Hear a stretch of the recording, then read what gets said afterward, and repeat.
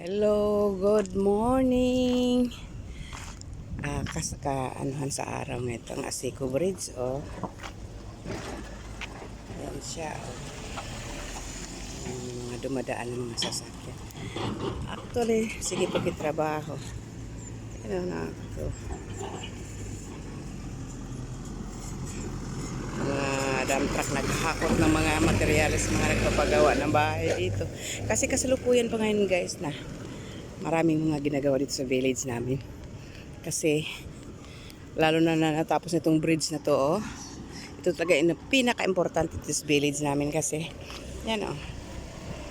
Kasi yan ang river na kinatakutan noon pa. Maliit siya pero pagka lalaki kasi ang tubig, lalo galing dun sa mga bundok na yan, oh.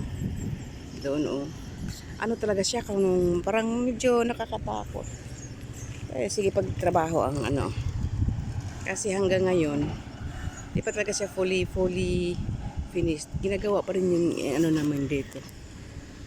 Ano, yan ang palibot namin. Kaya minsan, ano talaga, kanang mura siya, kanang parang forested area, pero di naman, ano naman siya, the heart of the city nga to, eh.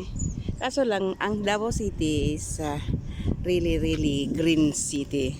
Di mo makitaan masyado ng mga doon sa bandang ano, mga ano na malalaking building. Pero sa mga subdivision ng ganito, puro yan mga green pa. Yan, oh.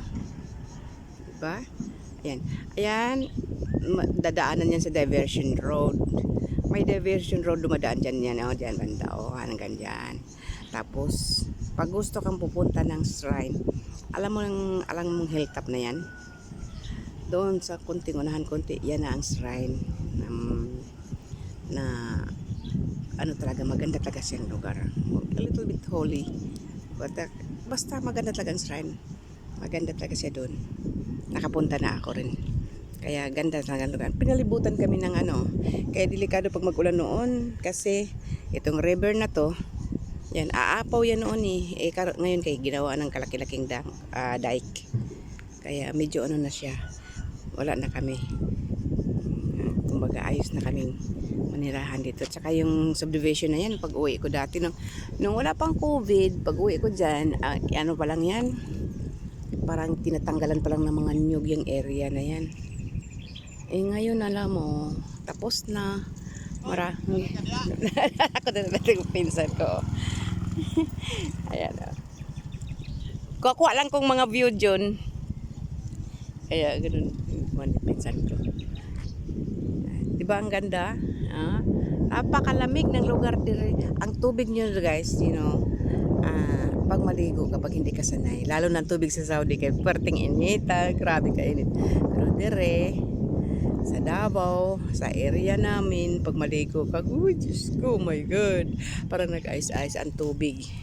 Kaya mahirap talaga pag di ka sanay sa tubig dito, sipunin ka. Kaya ano, sa sobrang lamig. Yan, oh, yan ang palibot namin, oh. Ito ang bridge, oh. Yan, oh. Diba? Ang ganda na, green pala talaga. Kumbaga virgin area pa rin pala talaga. Pero ano kami, ang lapit na nga lang ng crossing ng Matina dyan, oh. Doon, banta yan ang crossing. Ang lapit lang. Basta isang kaibigan ko si Grace, nakapunta na dito. Gustong-gusto niya ang area. Alam mo yung building na malaking dyan? Kasi ano yan, dadaanan yung diversion road nga yan sa gitna ng ano na yan, gitna ng ano na yan, yung parang nagre-green na ano, hills. Ano yan, meron dyang mga restaurant na pwede kang mag-ano dyan, unwind dyan. Usag nandyan ka sa building na yan, makikita ba dito ang baba? Magpita mo ang part of Davao City. Pero ang Davao City kasi more on the back of this ano, hills. Kaya medyo ano siya, matakpan siya. Pero dyan ang shrine. Dyan makikita yung shrine na known talaga siya pagkagandang lugar.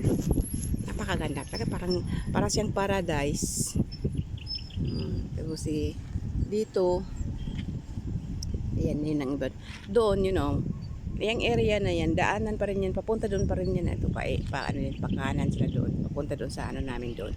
Kasi ang akin, sa dulo ng puting mga building na sa subdivision na yan, you know, doon sa dulo, hindi pa sa makarating sa pinakadulo, nandyan na. Yung may pulang, ano, before that building, nandyan ang bahay ko.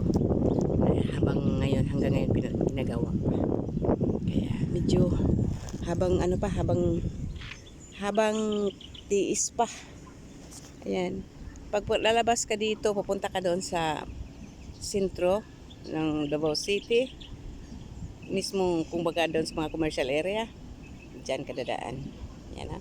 Pagpunta mo dyan, hanggang labas ka doon. Oh. May yellow doon na ano, yung bako, dyan ka lalabas. Tapos kakaliwa ka na.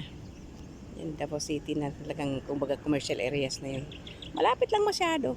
Kaya ang ganda ng area kahit minsan kung tingnan mo parang ano ba kasi kung masanay ka doon sa bang lugar lalo na sa mga lugar na mga desertos na wala ka makitang green. So, parang napakaganda tingnan pagka green pa talaga ang area. Kaya yan no. Oh, the other week ay hindi mga 4 days ago nag-rainbow dyan banda o dyan talaga malapit sa ano namin sa bahay ko. Diyan kumuha ang rainbow ng ano, dalawa pa talaga, di ko lang nakuhaan kasi nagulan-ulan na kasi, nakamotor kami. Kaya yun, di ko nakuha ng magandang rainbow nga diyan talaga siya kumuha ng nag-start ang rainbow diyan sa dalawang may kasi diyan may mga bukal sa baba ng hills na yan. Ang daming bukal.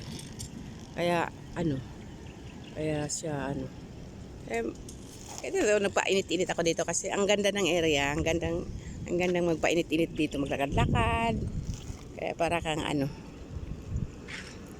So, noon takot pa ako dito kasi maliit pa lang yung tulay, maliit pa lang yung tatawiran. Ngayon hindi na. Ang ganda na. Okay? Tapos doon pa nga kami doon doon may bridge doon maliit Diyan kami magtatawid noon. Ang liit. Tapos mayroon ditong tatawiran sa mga tricycle. Dito banda doon sa baba konti ayan Tapos ang liit ng dadaanan mo tatawiran ng tricycle, mga truck, doon may tubig. Dadaanan mo pa ang tubig. Ngayon hindi na. Napaka sige trabaho ang mga bako. Kasi araw-araw nilang kasi gusto nilang matapos kaagad ang area. Kasi marami na ring inhabitants dito, guys. Yun na talaga. Kasi, ayan nagitnaan nga kami ng subdivision At diyan sa dulo dyan dito sa may hindi lang makita pero mayroon din diyang mga housing dyan na medyo mas maganda pa kaysa dito sa housing dito sa village namin. Ayan lang, maraming kahoy, di mo talaga makita. Okay? So, okay lang. Cute. Okay, that's all for today. Bye.